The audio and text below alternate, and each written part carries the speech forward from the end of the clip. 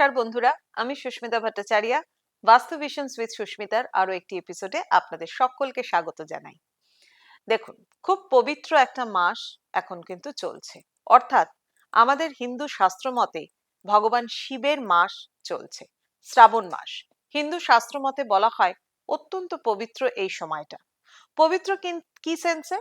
কারণ আমরা ভগবান শিবের আরাধনা করতে পারি। আরাধনা তো সারা বছর ধরেই করা যায়, কারণ দেবাদিদেব মহাদেব ভীষণ ভাবে খুব অল্পতেই খুশি হয়ে যান তিনি। এবং তার আরাধনা করলে পরে আমাদের জীবনের যে জায়গাগুলোতে আমরা পৌঁছতে পারছি না, যে লক্ষ্যে পৌঁছাবার জন্য হয়তো আপনি সারা দিন ধরে দৌড়চ্ছেন, তাও আপনি সাকসেস পাচ্ছেন না। জীবনে অনেক অবস্ট্যাকলস আসছে, যেগুলোকে হয়তো কারণই খুঁজে পাচ্ছেন না কেন আসছে, বা জীবনে এরকম পরিস্থিতি এসে দাঁড়াচ্ছে যে সমস্ত কিছু খাটনি আপনার বিফলে চলে যাচ্ছে। অনেক কিছুতে জয়ী হবার চেষ্টা করছেন কিন্তু পারছেন না। এরকম বহু কিছু আমাদের জীবনে না পাওয়া থেকে যায়। তাই আমরা বিভিন্ন রকম ভাবে সেগুলোকে পাওয়ার চেষ্টা করি। ভগবানের সামনে আরাধনা করবার সময় হয়তো অনেক মানুষেরই সারাদিনের মধ্যে হয় না। খুব কমন একটা প্রবলেম, যেটা আমি প্রায় মানুষের কাছ থেকে শুনে থাকি, যে না, এত সারাদিনে একটা বিজি শিডিউল থাকে যে সে তার মধ্যে থেকে সময় বার করা যায় না যে ধ্যান করবার, বসবার, মেডিটেশন করবার ইত্যাদি। যাই হোক, কিছু কিছু রিচুয়ালস আছে যেগুলোকে অবশ্যই মানতে হয়। সেটা আপনার 24 ঘন্টা সময়ের মধ্যে থেকে বার করে নিয়েই আপনি কিন্তু মানতে পারেন। ঠিক সেই রকম শ্রাবণ মাসের প্রত্যেকটা সোমবার যদি আপনি মানে অবশ্যই যদি মনে করেন যে না, আমি নিতান্তই উপোস থাকতে পারছি না, ফাস্টিং রাখতে পারছি না, তাহলে কিন্তু অবশ্যই আপনি যেটা করতে পারেন সেটা হচ্ছে অভিষেক করতে পারেন। শিবের অভিষেক। শিবের বিভিন্ন ভাবে অভিষেক করতে পারেন, বিভিন্ন রকম জিনিস দিয়ে অভিষেক করতে পারেন। কারণ আমাদের জীবনের সমস্যাও বিভিন্ন রকম। এবং শাস্ত্র পুরাণ মতে বলা হচ্ছে, যখন সমুদ্র মন্থনের সময় দেবী পার্বতী, যখন মহাদেব বিষ পান করেন, দেবী পার্বতী তার গলার কাছে হাত দিয়ে সেই জায়গাটাকে আটকে দিয়েছিলেন, সেই বিষ যাতে তার শরীরে না পৌঁছায়। যে কারণে আমরাও এই শ্রাবণ মাসেই কিন্তু অবশ্যই ভগবান শিবকে, তাকে তুষ্ট রাখবার জন্য তার বিভিন্ন ভাবে অভিষেক করে থাকি। রুদ্রাভিষেক করি, জলাভিষেক করি, স্বর্ণাভিষেক করি, পঞ্চামৃত দিয়ে অভিষেক করি। এছাড়াও বিভিন্ন সহস্রধারা দিয়ে অভিষেক করি। এখন সহস্রধারা দিয়ে অভিষেক করা বলতে অনেকেই হয়তো বুঝতে পারছেন না কিভাবে অভিষেক করবেন। এমন একটা, যেটার মধ্যে এমন একটা পাত্র থাকবে, যে পাত্রটার মধ্যে অনেকগুলো ছিদ্র থাকবে। সেই রকম কিছু দিয়ে যদি আপনি ভগবান শিবের অভিষেক করেন, সেটা জল দিয়ে করতে পারেন, দুধ দিয়ে করতে পারেন, নারকেলের জল দিয়ে করতে পারেন, ডাবের জল দিয়ে করতে পারেন, হলুদ দিয়ে করতে পারেন, বা কমলা লেবুর রস দিয়ে করতে পারেন, বেদানার রস দিয়ে করতে পারেন। বিভিন্ন রকম জিনিস দিয়ে কিন্তু সেই অভিষেক করা যায়। হলুদ দিয়ে অভিষেক করা অত্যন্ত শুভ বলে মানা হয়। বা আপনি যদি পঞ্চশঙ্খে জল ভরে যদি সেই অভিষেক করতে পারেন, তাহলেও কিন্তু শুভ। জীবনের বিভিন্ন সেক্টর, বিভিন্ন পর্যায়ে আমরা কিন্তু বিভিন্ন ভাবে সেখান থেকে আমরা মানসিক শান্তি পেতে পারি, আমাদের ইকোনমিক সেক্টরকে স্ট্রং করতে পারি। সমস্ত কিছু কিছু পাওয়ার জন্যই যে আপনি করবেন তাও কিন্তু নয়। এটা আমি পার্সোনালি মনে করি, আমরা সব সময় কিছু না কিছু চাই, কিন্তু অনেক সময় এরকম থাকে যে আমাদের মানসিক শান্তির ভীষণভাবে দরকার পড়ে। এবং দেখবেন আপনি এই ধরনের অভিষেক বা এরকম কিছু করলে পরে একটা মানসিক শান্তি আসে। এর সাথে সাথে যদি অ্যাড করে দেন মন্ত্রকে, কারণ ভগবান শিবের অত্যন্ত সাধারণ কিছু মন্ত্র আছে, যে মন্ত্রগুলো পাঠ করলে পরে আপনি আপনার শরীরের চাক্রাস গুলোকেও কিন্তু ওপেন করতে পারেন। যেমন ধরুন, আপনার শরীরের মধ্যে আজ্ঞা চক্র অর্থাৎ থার্ড আই চাক্রাস, ক্রাউন চাকরা অর্থাৎ হচ্ছে সাহসের চাকরা, এই চাক্রাস গুলো কিন্তু ভীষণভাবে ওপেন হয়ে যায় যদি আপনি সঠিকভাবে মন্ত্র উচ্চারণ করতে পারেন।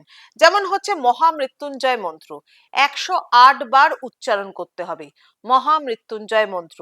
শিবের মাসে, শ্রাবণ মাসে প্রতিদিন চেষ্টা করুন এটাকে করবার, অত্যন্ত শুভ।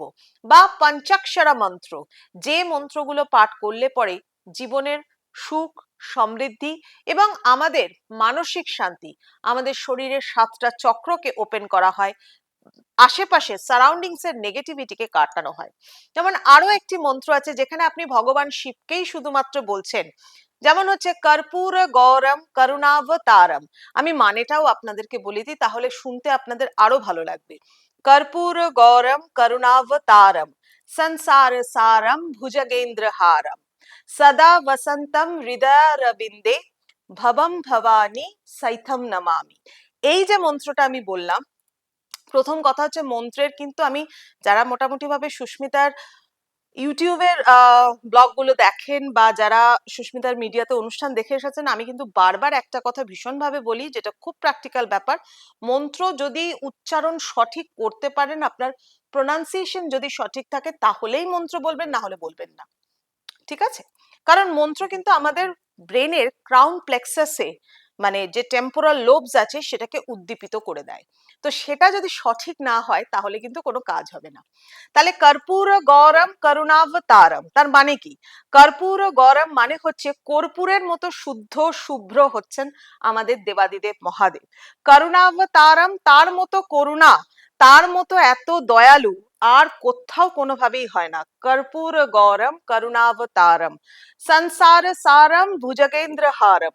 সংসার সারম মানে সমস্ত সংসারের, সারা বিশ্ব সংসারের যিনি দেবাদিদেব মহাদেব, তিনি আদি, তিনি অনাদি, না তার শুরু আছে না তার শেষ আছে। এবং ভুজগেন্দ্রহারম, যিনি নিজের গলায় একটা মালা হিসাবে কাকে পড়েছেন? বাসুকি নাগকে ধারণ করে রয়েছেন। ভুজঙ্গ অর্থাৎ সাপকে ধারণ করে রয়েছেন। তিনি হচ্ছেন ভুজগেন্দ্রহারম সদা বসন্তম হৃদয়রবিন্দে। অর্থাৎ তার মানে হচ্ছে আমাদের মনের মধ্যে, আমাদের অনাহত চক্রা অর্থাৎ আমাদের হৃদয়ের মধ্যে, সেই হৃদয় পদ্মের মধ্যে সর্বত্র সব সময়ের জন্য তিনি অবস্থান করেন। এবং তার সাথে সাথে বলছেন সদা বসন্তম হৃদয়রবিন্দে ভবম ভবানী সৈথম নমামি। ভবম ভবানী, ভবম অর্থাৎ হচ্ছেন হে দেবাদিদেব মহাদেব, হে ঈশ্বর। ভবানী হচ্ছেন তার সঙ্গী অর্থাৎ পার্বতী। দুজনে একসাথেই সব সময়, কারণ দুজনকে আলাদা করে আমরা কখনো ভাবতে পারি না। একজন যদি শিব হন, আর একজন হচ্ছেন শক্তি অর্থাৎ অর্ধ নারীশ্বর রূপ। আর এই অর্ধ নারীশ্বর রূপকে আমাদের সকলের প্রণাম।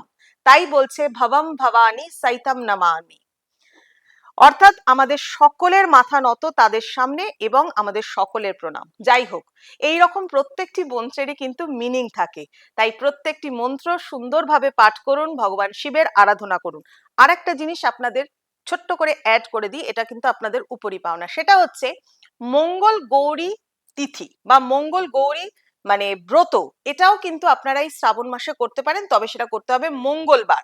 এটা হচ্ছে যাদের বিবাহিত জীবনে প্রচুর অশান্তি, যারা ভীষণভাবে সাংসারিকভাবে অশান্তির মধ্যে পড়ে রয়েছেন, মানে দাম্পত্য জীবনে কলহ লেগেই রয়েছে, তারা কিন্তু এই ব্রতটা পালন করতে পারেন, মঙ্গল গৌরী ব্রত, এবং সেটা পালন করতে হবে মঙ্গলবার। যাদের মার্সের সমস্যা রয়েছে, যারা মাঙ্গলিক রয়েছে, তারাও কিন্তু করতে পারে। যাই হোক, আরো কিছু যদি শুনতে চান অবশ্যই কমেন্টস করুন। সুস্মিতার সাথে থাকুন বাস্তু ভিশনস উইথ সুস্মিতাতে।